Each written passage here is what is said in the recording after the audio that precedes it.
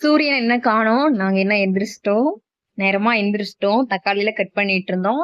ஏன்னா தக்காளி தாளிச்சுட்டு குழம்பு வைக்கிறதுக்கு தான். நான் தாளிச்சு விட்டேன். ட்ரெஸ் இருக்குதுன்னு சொன்னாங்க. அதனால நான் போய் துணியெல்லாம் துவைச்சு போட்டுட்டு இருந்தேன். பிறகு அத்தையெல்லாம் வந்து தாளிச்சு விட்டு குழம்பு வச்சிருந்தாங்க.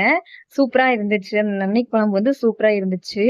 இப்போலாம் எனக்கு வந்து சமைக்கிறது வந்து அவ்ளோ கஷ்டமாலாம் தெரியல. ஏன்னா வந்து ஃபர்ஸ்ட் நான் மேரேஜ் பண்ணி வரும்போது, அ ரொம்ப டைம் எடுக்கிற மாரி இருக்கும். இப்பல்லாம் அசால்ட்டா செஞ்சுடுறேன் வேலையெல்லாம். சீக்கிரம் சீக்கிரம் அசால்ட்டா செஞ்சுடுறேன்.